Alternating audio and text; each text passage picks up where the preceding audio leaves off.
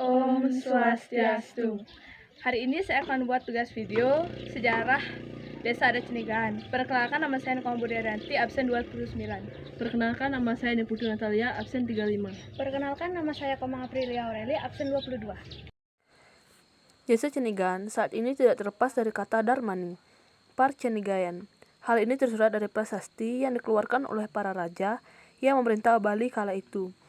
Prasasti yang berangkat tahun 938 Caka atau sekitar 1016 Masehi itu salah satunya menyebutkan masyarakat Par Cenigayan sekarang disebut Cenigahan meminta kepada raja anak bungsu untuk menghadiri upacara peringatan yang akan diadakan oleh Batari Mandul, istri terakhir raja anak bungsu di Bukit Humintang, nama awal Bukit Indrakila.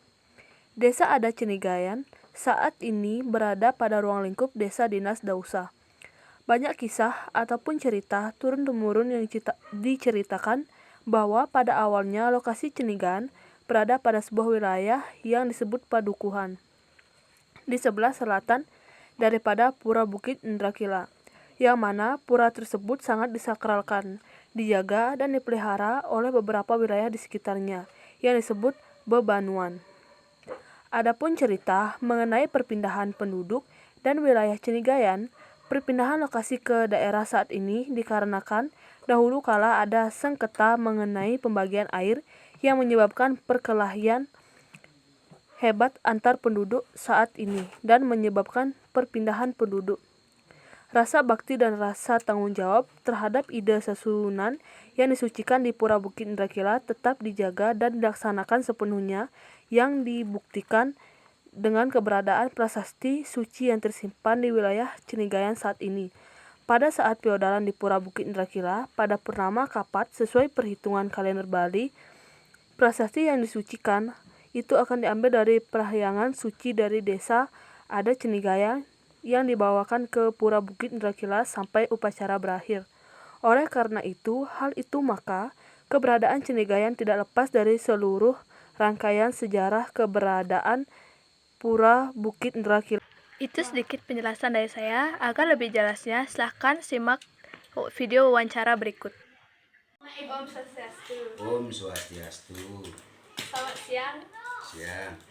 Terima kasih atas waktu yang diberikan Bapak kepada kami. Kami ingin mengetahui tentang sejarah yang ada di Desa Adat Cenigahan ini.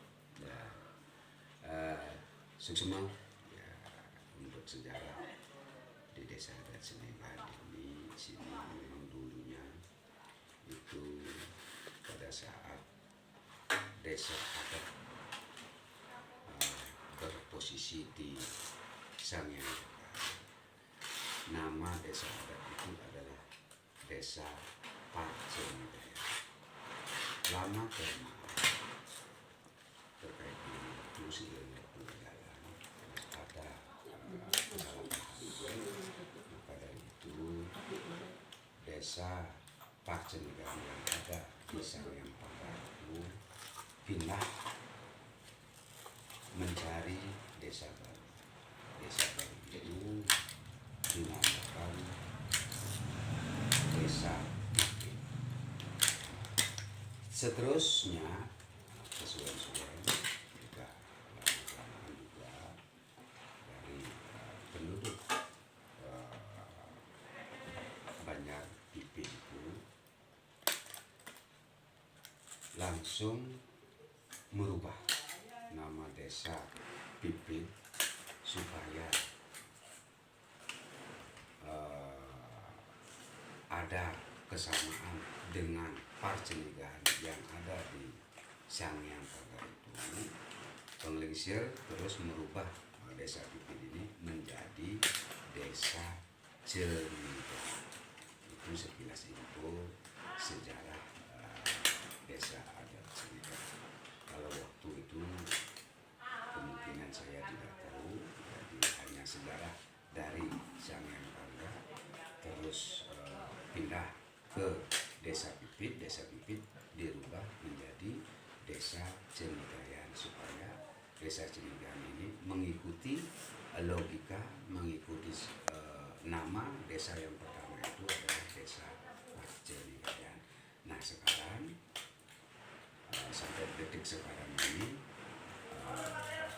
desa Parcenigan yang ada di Daud di Sangandaga itu, di sini letaknya, di sinilah dinamakan desa adat Cenigan.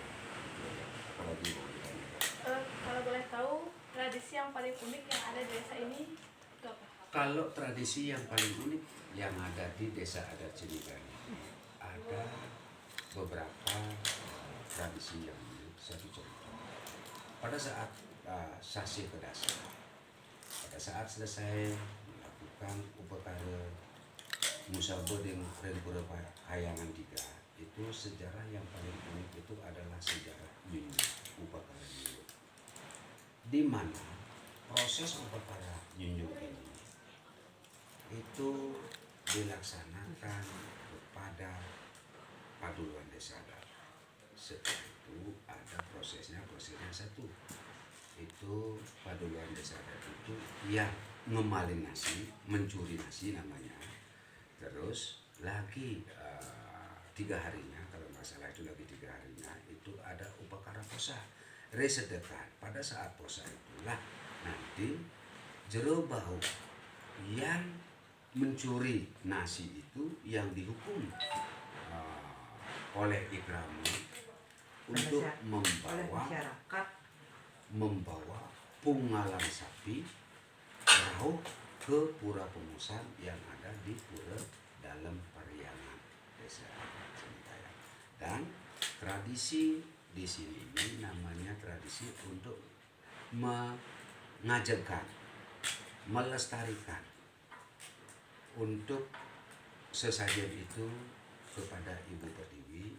Yang pertama itu adalah satu sisi, satu kunci pada saat upacara Nyunyu itu adalah Dani Jero Kubayan yang memaling nasi itu sebelum proses memaling nasi ada proses metajuk. Metajuk itu menanam sarwa umbi-umbian, misalnya ada jagung, ada padi, ada kacang, ada tomat. Setelah pada saat selesai terjadinya metajuk itu, di sanalah proses memaling nasi itu, mencuri nasi itu dilaksanakan. Itu prosesnya yang paling. Ya, terima kasih atas kesempatan yang diberikan kepada saya. Jadi itu adalah sejarah dari desa Cenigan. Sekian dari saya, Septik dalam Parama Sakti. Om Santi Santi.